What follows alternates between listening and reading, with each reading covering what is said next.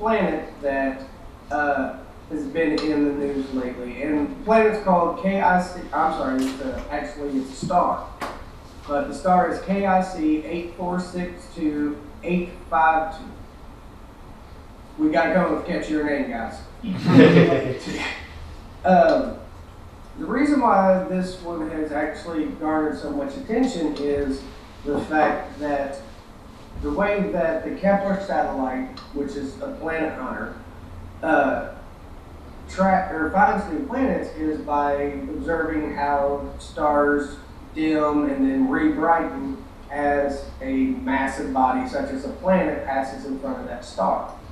So one of the funny things with this planet was the light pattern isn't what scientists were expecting to find. To the point where they have a lot of speculation about it, such as another star has passed by the system and brought an influx of comets or matter. That some reason matter around the star didn't coalesce like most models show that it should.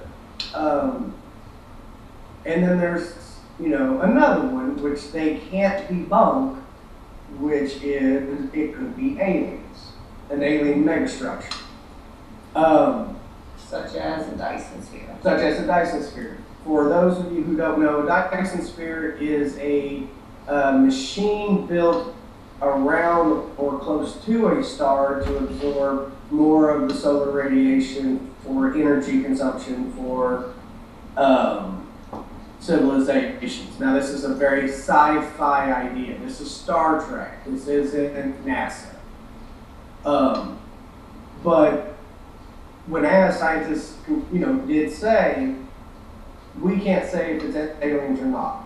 And it's become such a big deal in the space community that even SETI now, Search for Extraterrestrial Intelligence, is actually pointing their antennas, their radar at this star to see if there is any kind of communication that we can pick up. Here's the issue. The star is 1,500 light years away. Which, whenever you're thinking about space, though, that's really not that far. No. However, when thinking about humanity, where have we gone in 1,500 years as a people? Imagine putting those people on a spaceship for 1,500 years at the speed of light to get there, and how much that civilization, that culture would have changed versus back on Earth. So we can't send ambassadors from 1,500 light years and for them to tell them Earth is like this when, no, it's not. Guarantee you, no, it's not. Yeah. But at the same time, if we're talking about observing something in space 1,500 light years away, what we are seeing currently is not the way that it actually is now, because, so we're seeing what could possibly be a very advanced, alien megastructure, and if that's the case, imagine what it actually is today compared to what we're looking at. Yeah. So, it could be abandoned, they could have died out, they could have gotten bigger, we just don't know about it yet. Correct. But it's very intriguing either way you look at it. Right, because honestly, and here's the thing, when you have scientists saying we can't say it's not aliens, that excites me. I'll say that excites me. When NASA came out with the whole, we may have found bacteria on Mars, or fossilized bacteria on Mars, I was excited. For me, personally, I do believe in aliens. Whether they're here or not, I'm not going to get into, because whatever. But yes, I absolutely believe that there is other life out there in the universe, out there in this galaxy.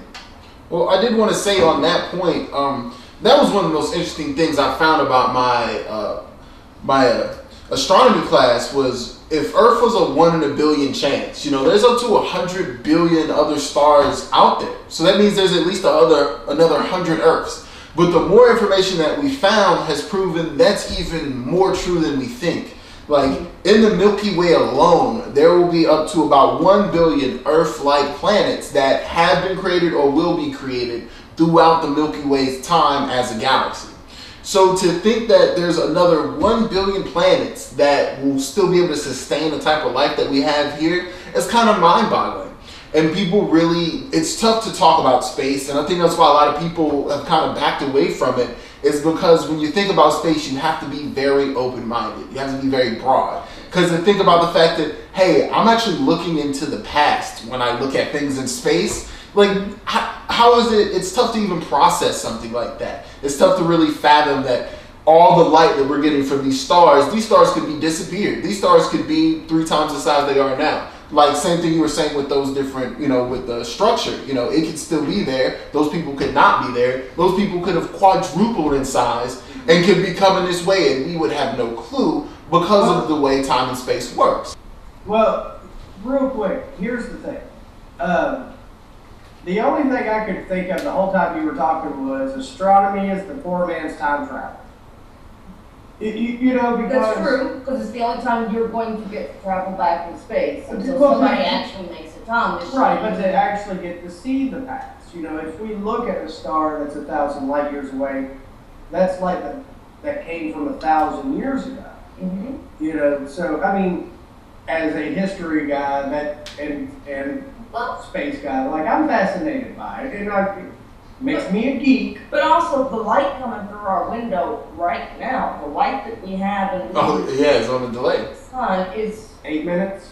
8 minutes old, I think, something like that. Mm-hmm. Yeah, I mean, so it's always, in a way, we are always looking at the past. We are always living in the past because of that difference in itself. Sorry, we went totally philosophical there for a minute. Sorry. But that's the interesting thing about space, and that's the reason why I think it's so tough for us to focus on space and try to really go after it, is because it seems like space isn't really obtainable. You know what I mean? You'll spend billions of dollars to send 5 people into space, That doesn't seem like it's really important. But when you think about the fact that even if it's, what is it, like 10 trillion years or something before our sun, dies out, even if, it's forever from now, we should still start focusing on moving on to new places, learning and growing as a people, uniting and moving to these other places, so that when our home planet, does die, we have left behind a roadmap for our children's quadruple children's at that point, Well, I will tell you this. I would like to see the Defense Department budget be spent on NASA 1 year. Yeah. I'd like to see what NASA could do with the military budget, just for 1 year. It would be ridiculous. Opposite, we've shut down NASA and sent And military more more money, money. yes. I'm going to take a different view on this whole thing than you guys. I do think this is an interesting story, and I like this story, and I like hearing, if there's, possibly life outside of our own Earth. However, with this, it's 1,500 light years away. So while it's interesting and it's great to learn about, there is nothing we can do about it in the foreseeable future. So until we advance our technology to a point where we can send someone in space and send them 1,500 light years away, then I think we need to focus on Mars right now, because Mars is kind of our best bet right now, especially with the recent discovery of water being there. So I think this is a great story, and I think it's interesting, but I think other than speculation right now, we can't attain that. But I think all this does, and I do want to correct myself, our sun will be gone in about 5 billion years. I do like to look that stuff up because I want to know myself. But I agree, we need to look more in our own solar system where we can hop back and forth and really truly understand and learn all aspects of space travel and make our ships so, space worthy that it doesn't matter where we try to go, we know it's going to work. But I would say we don't even need to look up there. When it comes to space travel, to me, and the intense pressure that you're going to experience in space, we experience it on this planet. Where do astronauts train? In the water. So where should we start going? To the deepest, darkest parts of our ocean. One, we're going to learn and find things we couldn't even imagine Two, the amount of technology it's going to take to get down there is going to drastically help us when we get out into space. Yeah. So I would say that all these ideas are, for me, and what they should be used as is PR. And I think that's the one thing that has killed NASA is they don't know how to do PR. They've never known how to do PR, and they should have done way more PR back in the day when they were doing like the NASA knew how to do PR stuff with moon landings and the beginning of the space program. But that would have been hard to do then. Anything they said would have been captivating to an audience. Yeah. It's probably a little harder to captivate an audience now. But yeah, if they could have just walked out and been like, hey, we landed people on the moon, yay, they didn't need PR. But it's not that hard to captivate people. How many of us stood outside, 2-3 weeks ago? Oh yeah, for the blood before moon? the red lunar eclipse? Yeah. Yeah, I stood outside for like a second. Yeah. We are fascinated by this stuff. In the But end, when you're doing the same thing over and over and over and over and over, how many times have we gone to the space station? Why? I understand that that's important. But it's really important. And that's why I say they have bad PR. Because we should have an app that links us to the space station by this point. We should know all the new projects on the space station. We should know if they grew spinach on the space station. True. Or what they've done. I bet you there is. Well, I would agree, but we don't know about it. Why don't we? They do need better PR because right now, I mean, we are so inundated with all the different sci-fi movies, and I mean, I can name one right now, Firefly or Star Wars or Star Trek, and those are so amazing that we don't really give a crap about our own space, and it's up to NASA to make it cool. Make it cool. I slightly disagree. I think we do care. If you take a look, those types of movies, the sci-fi genre has really made a comeback in the last 10 years. Like, I think Thanks to comic books. Yeah, comic books is a big part. Either we have become more interested in space, and that has driven that, boost in the genre, or the, movies themselves have caused us to be more interested. But in either case, I believe that we are very much interested, and there is age-old question, that's been around since, the beginning of man, of are we the only ones out there? So whenever news like this comes up and, NASA can't say, no, it's definitely not aliens, yeah, it perks everybody's interest, because it's going back to a basic instinct of humanity where we're social creatures. We don't want to be alone. So while we have all of our people here, we're still looking for more. Are we alone in the galaxy? So it's definitely sparked, that back up, and it's gotten a lot of people interested in alien life again, and that quest for solving this mystery. Everybody's interested in the alien life. Yes, everybody's interested, but we aren't necessarily interested in our own space. Let's just be real here. I mean, when we look at the movies and the comic books, they aren't really focused on our aspect of space. They go beyond that. That's what we are interested in. And we need and NASA focuses mainly what we get from them is close to us.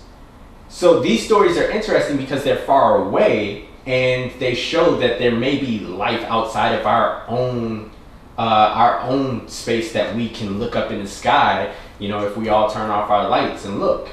So I can see what you're saying, but we aren't interested in our own space. We're interested in the endless possibilities of space. And that's what we're looking towards when we get interested by these kinds of stories, the story of the blood moon. That's it. It's not that, space seems so interesting. It's what's beyond what we see. And also something else that when I brought up the PR point, the big thing about PR is also what won them back in the day was PR with children. They had tons of space camps back in the day. They made sure that they really appealed to children and made sure that, the next generation came up. They aspired to be astronauts. That used to be one of the big careers. What do you want to be? I want to be an astronaut. Those used to be things that everyone talked about in schools and classes would do it. They don't really do that as much anymore. One, that's a declining educational system, but also NASA should be, appealing more to children and being more involved in education so that they do have that interest from childhood to college where these people are looking forward to coming and working for NASA and really breeding this more as just, oh, it looks cool, as I know how this works. I know these phenomena, and this is something I understand. It's not just a cool movie that I've seen. That has more to do with the time, because the space camps have become now, they still have them. Yeah. But it's like if you go to one, you're a nerd, you're a loser. And it's uncool. You get picked on if you like space camp. You get picked on for that. So it's a thing that we need to, because I agree with you, but it's a thing that we need to say to children. It does not make you a nerd to want to go to space. But I think that's also what they were saying, is Brandon and Sirena, was we're evolving as a culture to see nerddom as something that is cool and interesting, and to see that we all have a little bit of nerd in us. I don't care whether, even if you're a car junkie, you're a nerd, because you know every aspect about that car, you know all the tuner parts, you know every in and out of it. That makes you a nerd of that particular topic. And we're realizing that nerd should not be a derogatory term anymore. Absolutely. And that is, I think, pushing us towards, okay, now we can continue to put these into schools, and we won't seem like crazy hippie liberal, nerds. It'll seem like, no, this is important for not only our future, but it's interesting for us as jobs that we need in this field. Right. Well, see, here's the thing. I don't consider myself a nerd, even though I love Star Trek, Star Wars, comic book movies. You're a geek. I'm a geek, and I didn't get the grades to be called a nerd. And that's really it. I'm a nerd.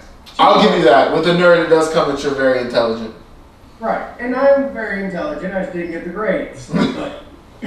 See, I think that again goes into the misconception of what a nerd is. Nerd doesn't necessarily mean that you're highly intelligent. It means that you're very passionate about something. I think you can be very intelligent on certain topics, which would then make you a nerd. Mm-hmm. And like you were saying, with I can absolutely agree with that. I'm a nerd on politics. Exactly. I think we are all a nerd in some way. Oh yeah, That's something that Aaron actually just said. But we all have our own area of, this is what I know, this is what I'm good at, this is what I am passionate about. And so we explore it and we grow and we learn. Everybody's a nerd in their own way and in their own area.